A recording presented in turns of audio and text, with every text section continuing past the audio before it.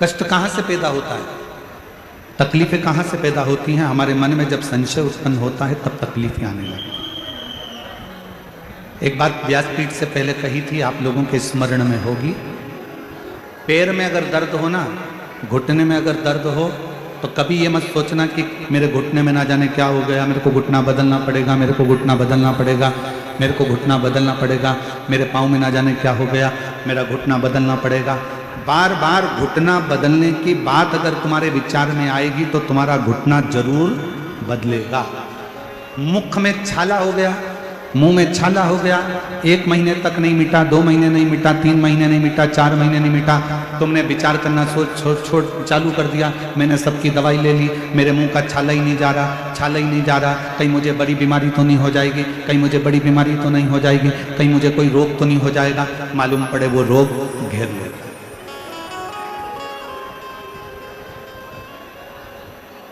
जरा सा शरीर में हाथ लगा कर देखा तो कहीं भाग उठा हुआ नजर आया।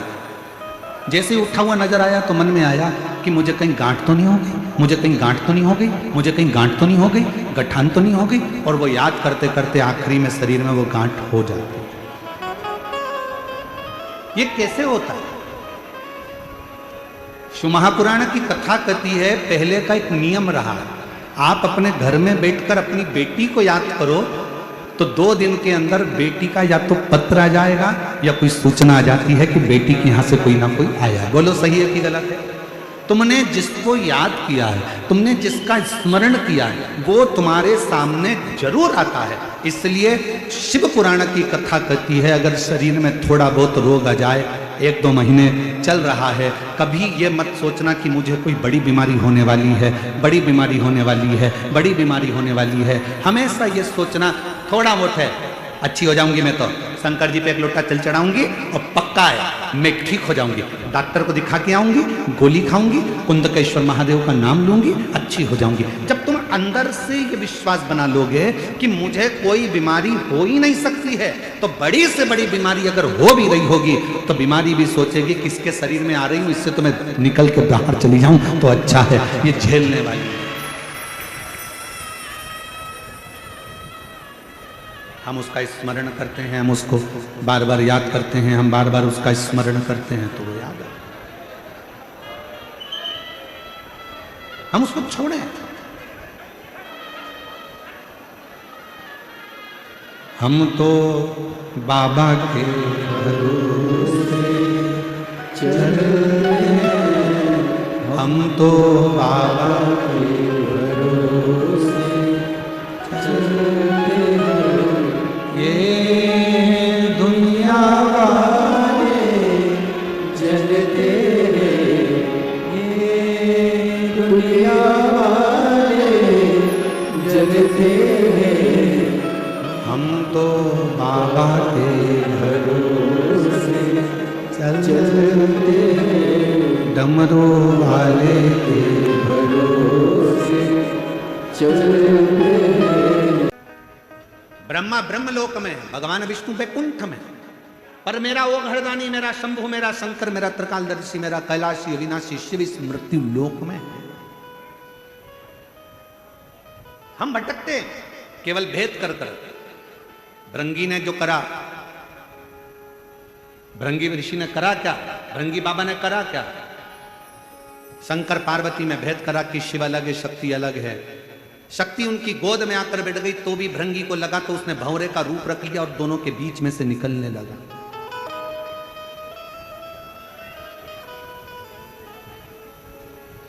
शिव और शक्ति में भेद करने लगे और दोनों के मध्य में से भंवरा बनकर निकलने लगे। तब मां पार्वती जी को जो क्रोध आया, मां जगत जननी पार्वती जी ने कहा, रे भृंगी, तूने मुझ में और शिव में भेद कर लिया। तीसरे दिन की कथा में इस व्यासपीठ से कहा गया था कि राम में, कृष्ण में, नारायण में, ब्रह्मा में, दत्त में, मेरे हरि विठ्ठल में, मेरे शंकर भगवान में, संत ज्ञानेश्वर माउली में, मेरे शंभु में कोई भेद नहीं, सब एक। गुलाब जामुन खाओगे पेट में जाएगी कि और कहीं जाएगी? अरे जम के तो बोलो, पेट में। पूरन पोली पेट में, छाछ पेट में, आलू बड़ा पेट में, बड़ा पाव पेट, सांभर पेट। इन सबका डिपार्टमेंट अलग अलग पेट में नहीं है कि इडली को यहां रखा जाएगा, बड़ा पाव को इधर रखेंगे, गुलाब जामुन को इधर रखेंगे, कांजी बड़ा को इधर रखेंगे, पूरन पोली को ऊपर रखेंगे। ये अलग अलग तुम्हारे फ्रीज में अलग अलग खन होते हैं, पर पेट के अंदर इन सबको रखने का अलग अलग खन नहीं है। जो खाया सब पेट में गया, पेट में जाकर ब्लड बन गया, ब्लड बनकर शरीर में दौड़ता रहा। बस उसी तरह जैसे सब खाया सब पेट में गया और जाने के बाद एक ब्लड की बूंद बन गई, उसी तरह तुम राम कहो, कृष्ण कहो, हरि विठ्ठल कहो, पांडुरंगा कहो, संत ज्ञानेश्वर माउली कहो, शिव कहो, ओघड़दानी कहो, विश्वनाथ कहो, महाकाल कहो, चाहे तुम्हारी मर्जी पड़े उसको भजो, आखिरी में जाना उसी की शरण में है। एक ही स्थान है जहां हम पहुंचे, सबके लिए अलग अलग स्थान नहीं है। तुम जिस भाव से पुकारोगे वो तुम्हारी साक्षीता ग्रहण करें।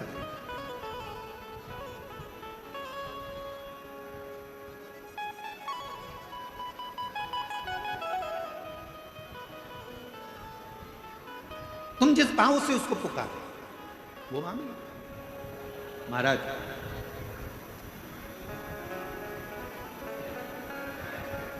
मेरे ओघड़दानी, मेरे शंभु, मेरे शंकर अपने जीव का कल्याण करने के लिए ये भी नहीं देखते कि मेरे पास में देने के लिए कुछ है कि नहीं।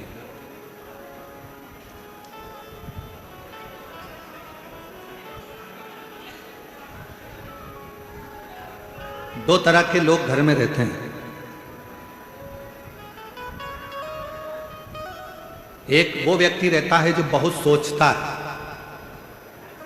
और एक व्यक्ति वो रहता है जो सोचता नहीं है, आया गया।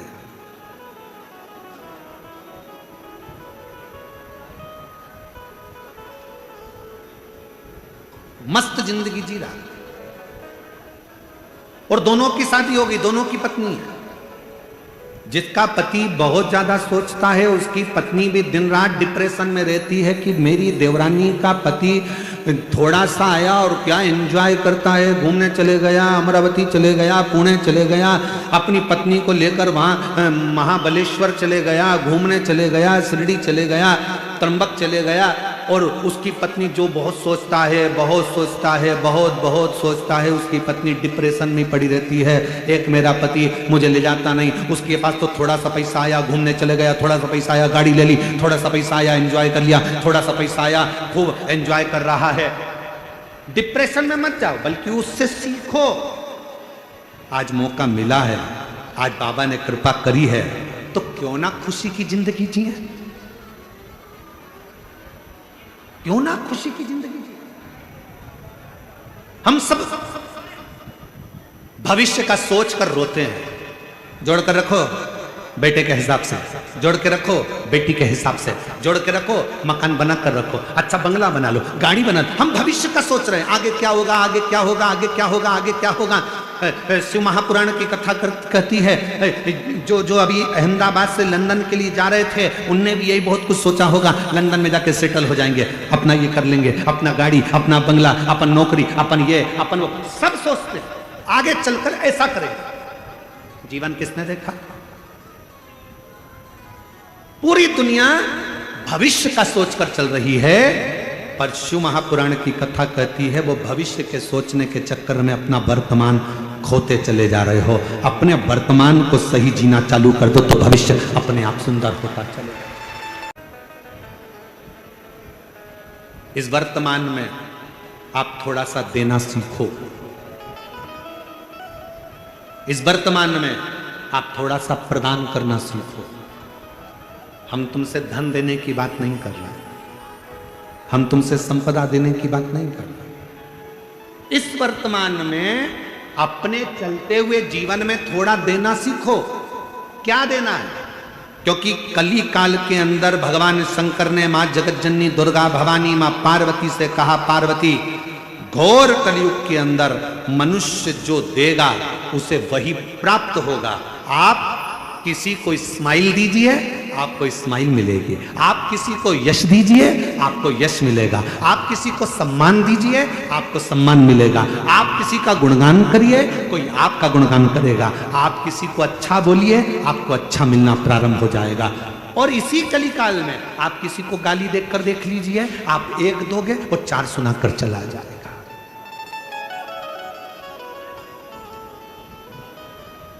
हमारा वर्तमान हमारे हाथ में है। भविष्य, भूतकाल, भविष्यकाल ये सब हमारे हाथ का नहीं, पर वर्तमान हमारे हाथ का। इसलिए मत बुरे कर्म कर बंदे, वरना पछताएगा। भगवान की आंखों से तू बच नहीं पाएगा, तू बच नहीं पाएगा।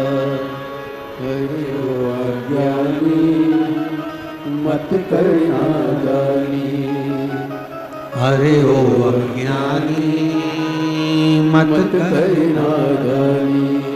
तेरे कर्म का फल भी तू ही पाएगा, जैसा किया तूने तेरे आगे आएगा।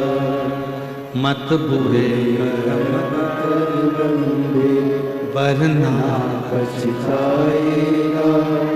भगवान की आंखों से तू बच नहीं पाएगा, तू बच नहीं पाएगा। एक बात बताओ,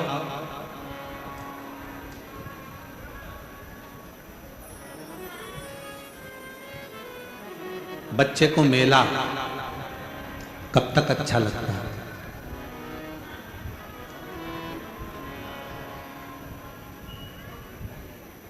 बच्चे को मेला, मेला घूमने के लिए बच्चा गया, उसको मेला तब तक अच्छा लगता है।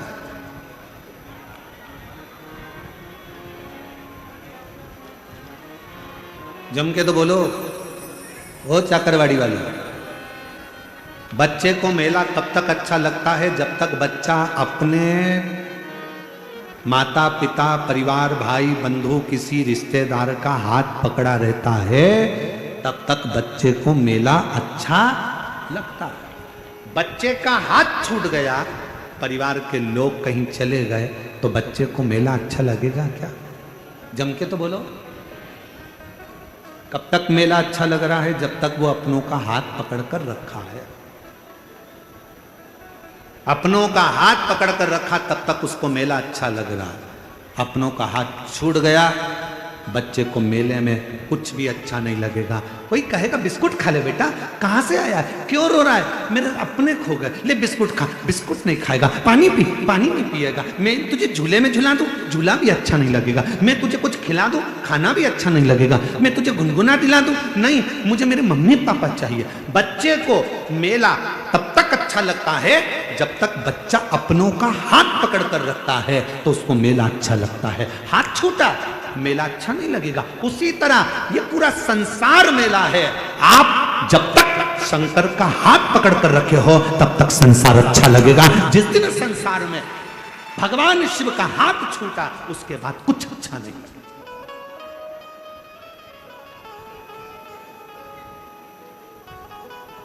हम दुख क्यों पाते हैं? क्योंकि हम परमात्मा को भूल जाते हैं, हम मेले में खो जाते हैं। ये माताएं बहुत चतुर हैं। ये जितनी बैठी हुई है ना ये कथा में, और जितनी आस्था चैनल पर कथा सुन रही हैं, जितनी फेसबुक यूट्यूब पर कथा सुन रही हैं, ये जितनी मेरी जीजियां बैठी हैं, ये मेरी सारी बहनें बहुत चतुर हैं। छोटा सा बच्चा रहता है ना, जब तक वो खेलना नहीं जानता तब तक ही उसको गोदी में रखती हैं, लगा कर लगती हैं, हृदय से लगती हैं, और जैसे ही उसके हाथ में कुछ ना कुछ पकड़ा देती हैं, जब वो धीरे से झुनझुना पकड़ लेता है, खेलना चालू कर देता है, तो ये धीरे से गोदी में से नीचे सुला देती है और अपने काम में लग जाती है। ये मेरी जीजियां इतनी चतुर हैं, बच्चा जब तक झुनझुना नहीं पकड़ता, बच्चा जब तक खेलना चालू नहीं करता, बच्चा जब तक कोई वस्तु से अपना दिल नहीं लगाता, तब तक माताएं उसको गोदी से नीचे नहीं उतारती। उसी तरह परमात्मा है। परमात्मा भी कहते हैं मैंने तुझे अपनी गोदी में बिठा कर रखा है, मैं तुझे धन का झुनझुना पकड़ाऊंगा, गाड़ी का झुनझुना पकड़ाऊंगा, बंगले का झुनझुना पकड़ाऊंगा, मैं तुझे वैभव का झुनझुना पकड़ाऊंगा, मैं तुझे सत्ता का झुनझुना पकड़ाऊंगा, मैं तुझे इन सब में खेलने के लिए दे दूंगा और अपना पीछा छुड़ाकर मैं तुझसे दूर चले जाऊंगा। मां जमीन पे सुलाकर अपने काम में लग जाती है, परमात्मा तुम्हें सारा वैभव देकर अपने काम में लग जाता है। तब हमें दुख अनुभव होने लगता है, तब हमें लगता है मेरी गाड़ी, मेरा बंगला, मेरी जायदाद, मेरा सोना चांदी हीरा पन्ना, ये सब मुझे अच्छा क्यों नहीं लग रहा, मेरे अंदर शांति क्यों नहीं आ रही, क्योंकि मेरे परमात्मा ने मुझे गोदी से नीचे उतार, मुझे मेरे भगवान ने अपनी गोदी से नीचे उतार। मुझे जब भी जन्म मिलेगा सेवा करेगी, कहते तुमसे बाबा शरण पड़ेगी, देना साथ हमारा बाबा बन कर के तुम साथी, अजब है भोला दरबार तुम्हारा, दरबार आप उस पे पूर्ण विश्वास के साथ आप उसकी गोदी में बैठे हो, जब तक उसकी शरणागति में हो, गोदी में हो, तब तक दुख नहीं है। एक विश्वास और एक अंधविश्वास। भरोसा रखो उस पर, मना नहीं,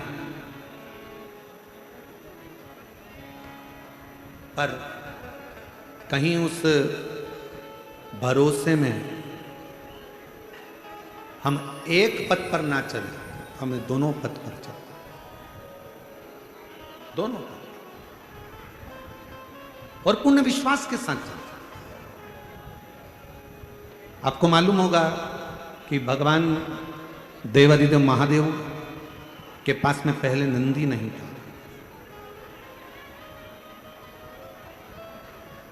शिवजी पैदल यात्रा करते थे, भगवान शंकर पैदल चलते थे। जब एक बार धर्मराज ने देखा, स्वयं यमराज ने, धर्मराज ने देखा कि मेरे भोले बाबा पैदल जा रहे हैं, तो धर्मराज के मन में विचार आया,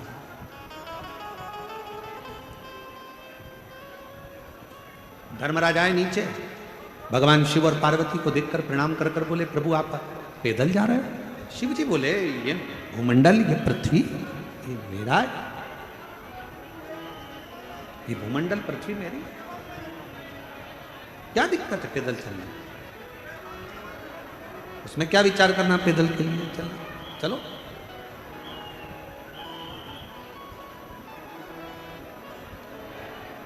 और फिर एक बात शिव पुराण की कथा कहती है, अगर भगवान की कृपा हो और भगवान शिव की करुणा, उदारता, दया हो, भगवान शंकर की कहीं करुणा हो, जैसा मेरा बाबा रखे, फोर व्हीलर गाड़ी में रख रहा है तो फोर व्हीलर गाड़ी में घूमो, टू व्हीलर पर रख रहा है तो टू व्हीलर में घूमो, और साइकिल पर रख रहा है तो साइकिल में घूमो, और अगर साइकिल भी नहीं है पैदल रख रहा है तो पैदल घूमो। पर एक बात याद रखना कि दूसरे की गाड़ी देखकर अपने हृदय में ईर्ष्या का भाव प्रकट मत करना, दूसरे का वैभव देखकर अपने अंदर ईर्ष्या ना आए। अगर दूसरे का वैभव देखकर हमारे अंदर ईर्ष्या आ जाती है तो परमात्मा कृपा करने में दूरी बना लेता है। अगर हमारे अंदर ईर्ष्या नहीं आई तो जितनी बड़ी फोर व्हीलर गाड़ी सामने वाले के पास से, उससे दुगनी बड़ी फोर व्हीलर गाड़ी तेरे पास में होगी। ईर्ष्या ना आ जाए, थोड़ा ईर्ष्या से दूर है। शंभो शंभो शंभो, थोड़ी ईर्ष्या परे हो।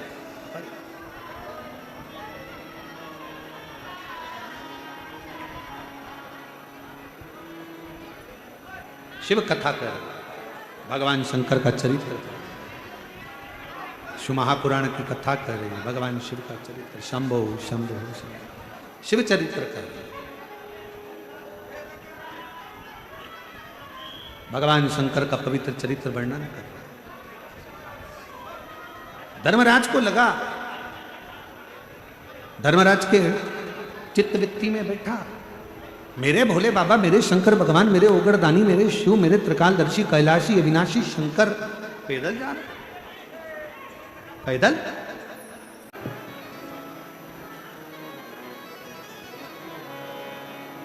एक भृंगी और एक धर्मराज। भृंगी ने भेद कर दिया था शंकर और पार्वती में, तो पार्वती जी ने भृंगी को श्राप दे दिया था, तुम्हारे शरीर में जितना मांस है ये सब समाप्त हो जाए, केवल हड्डियों का ढांचा भृंगी रहे।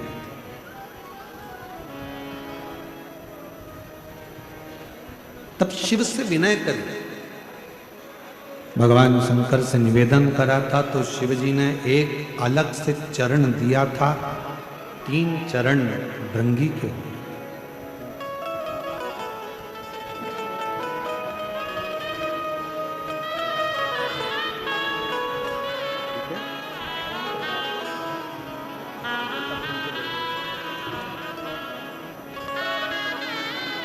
भैया कैंसर हो गया था मुंह का, और डॉक्टर ने पूरे शरीर का फैल चुका था, पर विश्वास करा और शिव की कृपा से पूर्ण तरह से स्वस्थ होकर पधारे। एक बार जोरदार ताली बजाकर स्वागत।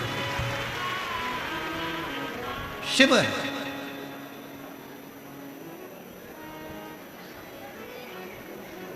शिव में भेद ना हो। स्वयं धर्मराज को ये लगा कि सारे देवताओं के पास में रथ है, सिंहासन है, सारे देवताओं के पास में वाहन है, शिव जी के पास कुछ भी। अब कौन समझाए कि शंकर भगवान को इन वाहनों की जरूरत नहीं है।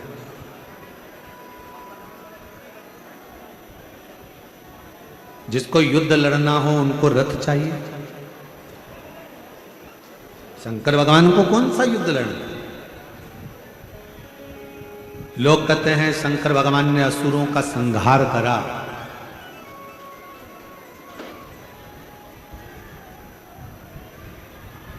शिव महापुराण की कथा कहती है मेरे शंकर भगवान ने एक भी असुर को मारा नहीं है। कथा में अगर कोई तुमसे कहे कि शंकर भगवान ने असुरों को मारा, तो आप कहते हैं ना महाराज, शिव जी ने किसी असुर को नहीं मारा।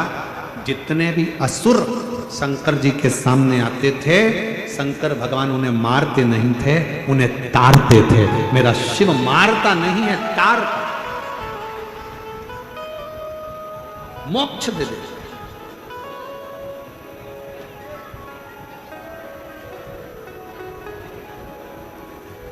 धर्मराज ने कहा कि आपको मैं रथ दे देता हूं, आपको कोई वाहन दे देता हूं, आप रथ में वाहन में आप विराजमान हो और रथ वाहन में विराजमान होकर यात्रा करो। शिव जी ने नहीं, मुझे जरूरत नहीं है, मुझे नहीं चाहिए।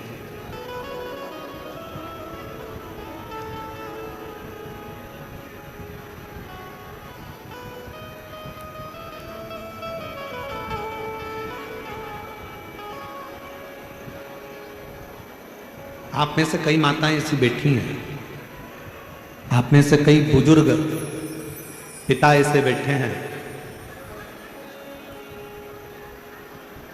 जो शरीर में अगर थोड़ा सा भी कष्ट होता है तो भी अपने बच्चों से नहीं कहते कि मुझे दर्द है कि कष्ट है। घर में रखी हुई दवाइयों का सेवन कर लेते हैं, घर में औषधि बना कर ले लेते हैं, पर अपने बहू बच्चों से नहीं कहते कि मुझे डॉक्टर को दिखाकर, मुझे डॉक्टर को दिखाने लेकर चलिए। कई बुजुर्ग आज भी नहीं कहते बच्चों से, क्योंकि उनको मालूम है बच्चों से कहेंगे परेशान हो जाएंगे बेचारे, डॉक्टर फीस ले लेगा, ऐसा हो जाएगा वैसा हो जाएगा। उनके बुजुर्गों के मन में बहुत सारी बात आती है, तो वो बेचारे जाते ही नहीं।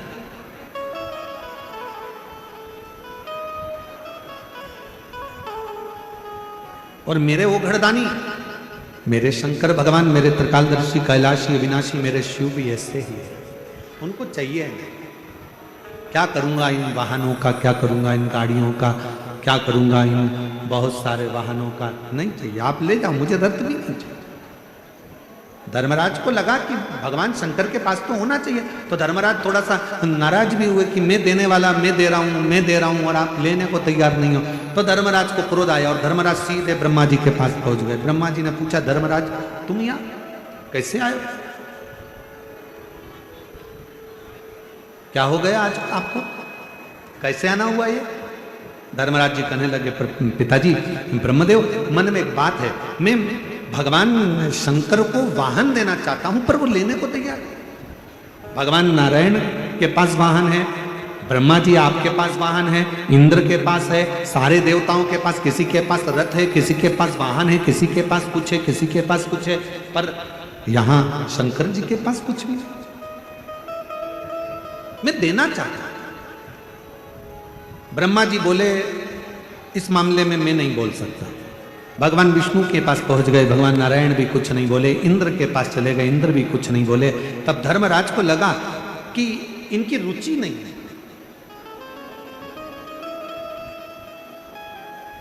अब धर्मराज ने विचार कर लिया, अब तो मैं वाहन देकर ही रहूंगा। अब धर्मराज लग गए, एक एकांत में बैठकर तब साधना में लीन हो गए और भगवान शंकर के मंत्र का उच्चारण करने लगे।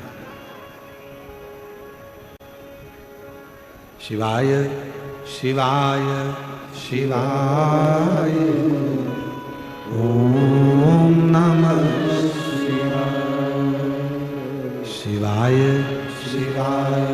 शिवाय ओम नमः शिवाय। मंत्र का उच्चारण करने लगे, पुकारने लगे, आवाज करने लगे। चारों तरफ हाहाकार मच गया। किस लिए? मरकर कोई ऊपर जाता, न्याय करने वाले धर्मराज ही नहीं थे। जिसको जाना था बैकुंठ में वो पहुंच जाता नरक, और जिसको जाना था नरक में वो पहुंच जाता बैकुंठ। बड़ा उपद्रव मच रहा।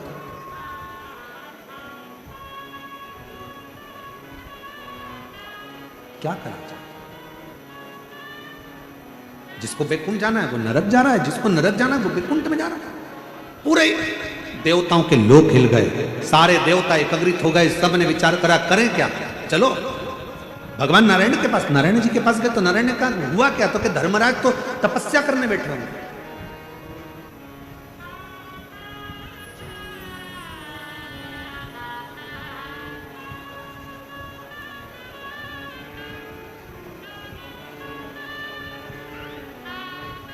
अब नारायण ने कहा, अगर धर्मराज तपस्या करने बैठे हैं तो फिर होगा क्या? ब्रह्मा जी से पूछा। ब्रह्मदेव ने कहा, तो उनकी तपस्या को तोड़ा जाए तो बात है। तो धर्मराज की तपस्या तोड़े कौन जाकर बोले कि भाई उठ जाओ? तो कहा, एक ही काम करो, भगवान शंकर से जाकर कहो कि धर्मराज की तपस्या को पूर्ण कर दो और दर्शन दे दो।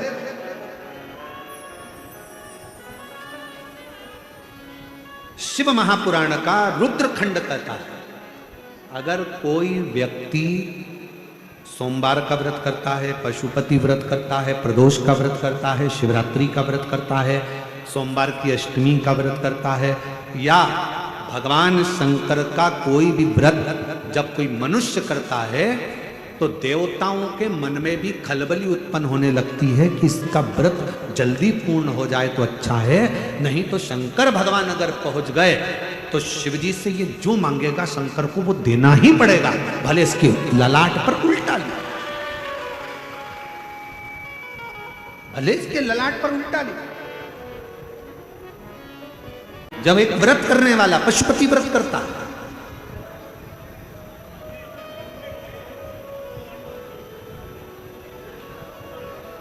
एक व्रत करने वाला जब भगवान का अविरल व्रत करता, हम पत्र ढूंढेंगे तो हो सकता है कि वो टाइम लगे। एक गोल इतना बड़ा एक कागज काट कर, एक पुस्ता काट कर किसी ने पत्र लिखा था, अब हमें ढूंढने में टाइम लगेगा। अगर जिसने लिखा था हमको उसका मालूम नहीं है, पर उसने अपने पत्र में लिखा था, मैं इस गांव की रहने वाली हूं और हमारे गांव में जहां हम शंकर भगवान को जल चढ़ाते थे, शिव जी को पूजन करते थे, वहां के लोगों ने, वहां के महाराजों ने मंदिर में ताला जड़ दिया, अब हमको पूजन नहीं करने देते। हमारे गांव की कोई स्त्री, किसने लिखा था पत्र, वो हम कहीं बैठा हो इतना गोल वाला है पत्र, आप ही ने लिखा था? हाँ, ऐसा गोल वाला पत्र है, दिखाओ जरा कैमरा वाला। गोल पत्र आपने ही लिखा था। साधुवाद है। एक बार जोरदार ताली बजाओ जिन्होंने इतनी हिम्मत तो करी लिखने। एक गोल पत्र था आपका जो भेजा था, उसमें आपने लिखा था हमारे गांव के मंदिर में ताला जड़ गया कि कोई महिला अंदर जाकर पूजन ही ना करे। हम लोग परेशान हो रहे हैं, पशुपति व्रत हमारे रह गए 2-2, 3-3, अब हम कैसे करें? मेरी बहन से निवेदन है, घबराना नहीं, चिंता नहीं करना, टेंशन बिल्कुल मत लो। ताला लगाने वालों को ताला लगाने दो, मंदिर बंद करने वालों को मंदिर बंद करने दो। तुम अपना काम करो, अपना इष्ट मानकर बेलपत्र के पेड़ के नीचे पार्थिव लिंग का निर्माण कर कर अपने पशुपति व्रत पूरे करो। और यदि एक मंदिर में ताला लगे, सिहोराना, हम आपको एक पाषाण का नर्मदेश्वर महादेव दे देंगे, किसी भी पेड़ के नीचे रख लेना और पूरे गांव के लोग जल चढ़ाना प्रारंभ करना, उस पर कोई ताला नहीं लगा। और हम तो महादेव महाराज जी से कह जाएंगे, वो आपको एक शिवलिंग दे देंगे, आप चिंता ना करें। अपने गांव के किसी पेड़ पे नीचे रख लो, कोई जल नहीं चढ़ाने देता तो वो पेड़ के नीचे रखो, पूरे गांव की महिला उस पर जल चढ़ाओ। और एक बात याद रखना, नर्मदेश्वर महादेव की प्राण प्रतिष्ठा की जरूरत नहीं पड़ती, उसकी प्राण प्रतिष्ठा नहीं होती, वो स्वयं प्रतिष्ठित है। उसको तो ले जाओ, पेड़ के नीचे रख दो और पूरे गांव की महिला पूजन करना प्रारंभ करो, उस पर कोई ताला नहीं लगाए। मैं धन्यवाद देता हूं, आपको प्रणाम करता हूं जो आपने अपनी बात को यहां तक भेजा।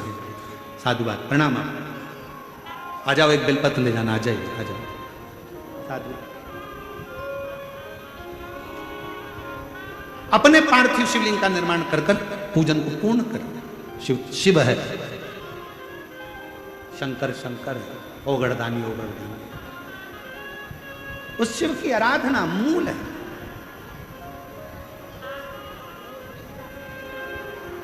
हमको तो एक बात समझ में नहीं आती, पहले के समय महादेव जी महाराज जी, हमें एक बात आज तक समझ में नहीं आती, पहले शंकर जी के मंदिर में कोई नहीं जाता था महाराज जी। हम क्या कहें, जीव जंतु बैठे रहते थे। सावन में लोग जाते थे, शिवरात्रि पर जाते थे। अब माताओं का भाव शंकर के प्रति हुआ है, बच्चों का भाव शिव जी के प्रति हुआ है, तो लोगों को क्यों तकलीफ हो रही है कि मंदिरों के अंदर जाना बंद करवा देते हैं, जल चढ़ाना बंद करवा देते हैं, शिव की आराधना करना बंद करा देते हैं। और बाद में जिसने भी ताला जड़ा होता है, हालांकि बाद में वो क्षमा मांगता है शंकर जी से। कड़प की कथा कहती है, कड़प की कथा, शिव महापुराण के अंतर्गत एक भक्त की कथा आती है कि वो जंगल में रहने वाला कड़प, वो शंकर को जानता नहीं था, वो तो भील था, वो पूछता नहीं था। एक बार उसने शंकर के शिवालय को जाना, किसी के मुख से सुन लिया शिव जी पे जल चढ़ाना चाहिए, पत्तियां चढ़ाना चाहिए, भोग लगाना चाहिए। बर्तन नहीं था, मुंह में पानी भर कर गया, पेड़ों की पत्तियां तोड़ ली, जीव को मार मांस इकट्ठा कर कर शिव के मंदिर में पहुंच गया। जूते पहना था, पांव से कचरा साफ करा, शंकर के मंदिर का झाड़ू पोछा जूते से कर, मुंह का पानी शिव पर, पत्तियां फेंकी शिव पर, मांस पड़ा था वही रख दिया। वही पंडित जी आए, उन्होंने देखा ना जाने कौन इस मंदिर में मांस पटक कर चले गया, झाड़ू लगाया, पोछा लगाया, सब करा। दूसरे दिन फिर वही हुआ, तीसरे दिन फिर वही हुआ, चौथे दिन फिर वही हुआ। पंडित जी एक लोहे का पिंजरा बनवा के लिया, शिवलिंग के ऊपर ताला जड़ दिया। शंकर शंकर, जिस पंडित को कभी दर्शन नहीं दिया, उस कड़प के लिए शंकर भगवान ने एक लोहे की तान टूट गई, शिवलिंग पर टच हो गई, रक्त निकलने लगा। कड़प को लगा मेरे भोलेनाथ की आंख फूट गई, उसने अपनी आंख को निकाला त्रिशूल से, शंकर को लगा दिया। जो बंद पिंजरे में शिव था वो प्रकट हो गया सामने। कितने ताले लगाओगे मेरे शंकर को? मेरे शंकर के मंदिर में तो दरवाजे होते ही नहीं थे।